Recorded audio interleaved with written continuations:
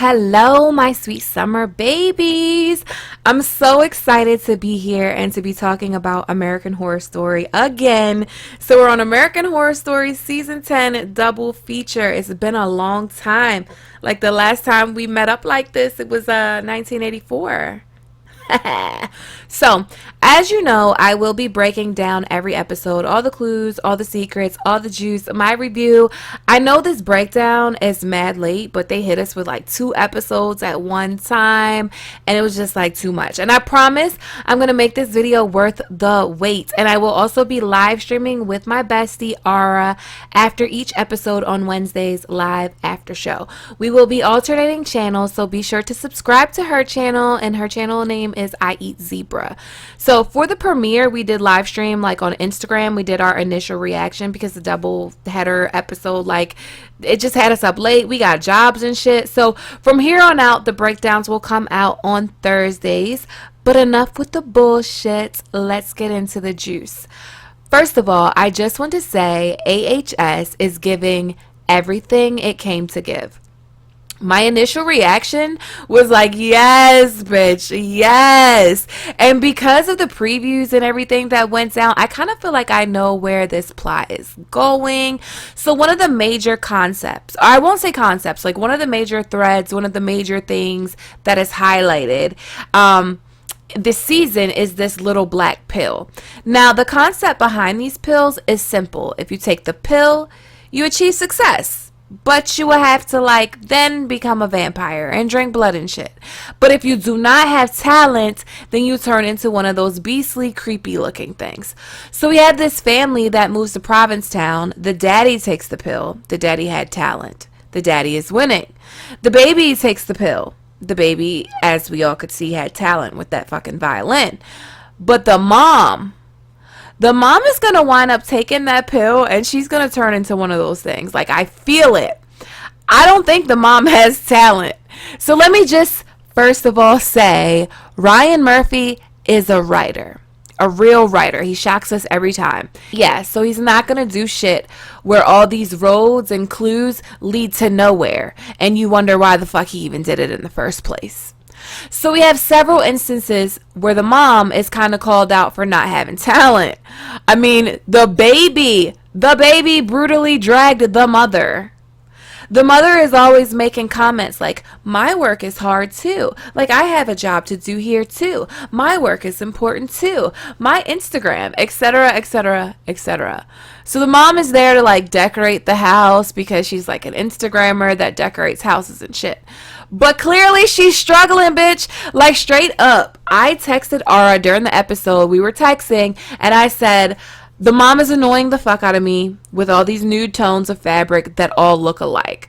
Like, look at this shit, y'all. Bland, bread, crust, white, boring. Like, what color palette even is this? So she probably got an Instagram following because her husband is a famous writer. I said what I said. Don't come for me. Like, I don't think she has talent, and her family doesn't think she has talent either, so don't come for me. And if she takes the pill, she's going to wind up walking around like one of these zombie looking things. I also think that the pills are a great analogy for the opioid crisis or the drug crisis in general. I'm from Baltimore, so I'm going to speak on Baltimore. Let's interchange these words, right? These pills, as long as you got talent, you're going to be good. If you don't have talent, you're not going to be good. You're going to turn into a zombie. Let's interchange the word with rich. Take talent out and add rich. If you're rich, you can do drugs and you might still look the same. It might even make you function better for a minute. But if you're broke with a habit, you're going to look like one of these things eventually. Literally, in Baltimore, in certain spots, people look like The Walking Dead. Like, it's some streets that literally like zombie land. And I'm not saying that like to be judgmental or none of that. I find it very fucking sad. But I think Ryan Murphy is using these muse black pills as an analogy, as like a metaphor, and I think it's brilliant.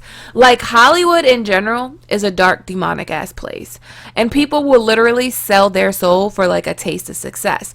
So the whole success is the most addicting thing there is line, that's true. Like, people will forsake everything that they love for success, like these people on AHS. You see it right in front of you. Like, you see it being played out. They want blood. They kill people to do it, to get the blood, all in the name of success. And right next to that is Karen, who aids them and abets them to do these things in the name of the white Jesus in the bag. So there is definitely some kind of analogy, metaphor going on there. So I think what's going to connect the two seasons are the pills. The preview trailer we saw at the end of episode 2 was definitely some alien shit. And now all of this is likely connected to Asylum. So season 2 of American Horror Story, Asylum, we know the aliens were involved in that. Kit's kids would be adults now. Kit's kids could also live in Provincetown because, and shout out to Ara for this, in the beginning of Asylum, Kit says that he and his wife got married in Provincetown. What if the chemist, the Breaking Bad motherfucker that's actually making these muse pills, is one of Kit's children? Nobody knows what's in the pill. It's likely some alien shit, like some alien DNA, alien blood, alien skin, alien toenail. I don't know what it is, but it's likely alien. Maybe it could even be like some kind of government experiment. Like, the possibilities are endless. But what I find really, I don't know, maybe it's a coincidence, but there are 2 movies that are screened together as a double feature, and they're both like space vampire movies, Life Force and Planet of the Vampires. So I feel like the aliens and the vampires are connected, and they're connected through this pill. So I'm going to keep my eye on these movies as the series continues to see if I can pick up any clues. Macaulay Culkin, I love his character. Like, I love him to pieces. Him and Karen together, I really love that. Like, to be honest, I really love them together. But it was Evan Peters and Frances Conroy for me. I feel like they stole the show. Them singing together was everything. Them acting together, everything. This season really feels like old school American Horror Story. I loved it. I loved it. Like, I liked AHS 1984. I liked Hotel. I liked a lot of the seasons that a lot of people didn't like. But I know what people mean when they say it didn't feel like old school AHS. This feels like old school AHS. So on this vampire theme thing, right?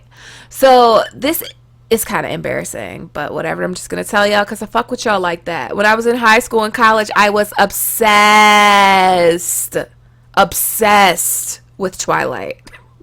And Evan Peters' house was giving me very much Twilight, very much Forks, Washington, very much this looks like Edward Cullen's house. And that led me to look at like the baby, like, oh shit, when she took the pill. Like, okay, so in Twilight, if you watched it, if you didn't, the vampires were very like anti-baby vampires. So like when Bella was pregnant, they were like, oh no, the Great Council is gonna kill the baby because vampires can't have babies because baby vampires can't control their thirst. And like they could just like wipe out an entire village. Like their thirst was like never not quenched. So I'm wondering if the little girl is going to fall into that kind of category where she can't control herself.